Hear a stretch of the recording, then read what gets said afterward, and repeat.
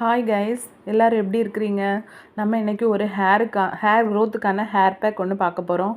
அதுக்கு நான் ஃப்ரெஷ்ஷாகவே செடியிலேருந்து பறிச்சிருக்கிறேன். என்ன இன்க்ரீடியன்ட்ஸ்னால் செம்பருத்தி பூ இலை, கொய்யா, வேப்பிலை, துளசி இலை, முருங்கை இலை, அதுக்கப்புறமா சின்ன வெங்காயம், கருவேப்பிலை இவ்வளோத்தையும் நல்லா மிக்சியில் அரைச்சிருங்க. அரைச்சிட்டு அதை ஒரு துணியில் வடிகட்டிட்டு அதுக்கப்புறமா அது கூட ஒரு எக் ஒயிட் மிக்ஸ் பண்ணுங்கள்.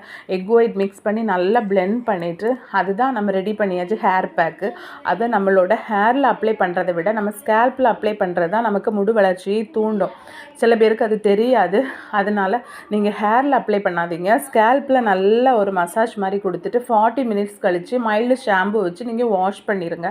இதனால் என்ன பெனிஃபிட்னு கேட்டிங்கன்னா, இதனால் நம்மளுக்கு டேண்ட்ரஃப் ப்ராப்ளம் இருக்காது, இச்சிங் ப்ராப்ளம் கண்ட்ரோல் பண்ணி கொடுக்கும், ஹேர் ஃபால் கண்ட்ரோல் ஆகும். ரெகுலராக நம்ம வீக்லி 1 டைம் இதை நம்ம யூஸ் பண்ணும்போது நமக்கு ரொம்ப ரிசல்ட் இருக்கும். கண்டிப்பாக இதை ட்ரை பண்ணி பாருங்கள். அதுக்கப்புறமா நம்ம எக் ஒயிட் ஏன் இதில் ஆட் பண்ணுறோன்னா, அதில் வந்து லெசிட்டின் அப்படிங்கிறதுனால ஒரு கொழுப்பு இருக்கிறதுனால அது முடியை ஈரப்பதமாக்க உதவுகிறது. அதுக்கப்புறமா வந்து சின்ன வெங்காயத்தில் கந்தகம் கோலஜன் வளர்ச்சியை தூண்டி நமக்கு முடி வளர்ச்சியையும் அதிகப்படுத்துகிறது.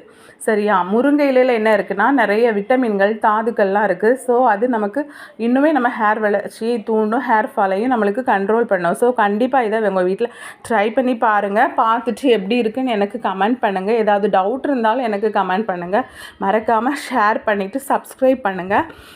மறுபடியும் நான் உங்களுக்கு நெக்ஸ்ட் வீக் இதே மாதிரி ஒரு பியூட்டி டிப்ஸ் நான் உங்களுக்கு கொடுக்குறேன். பாய்.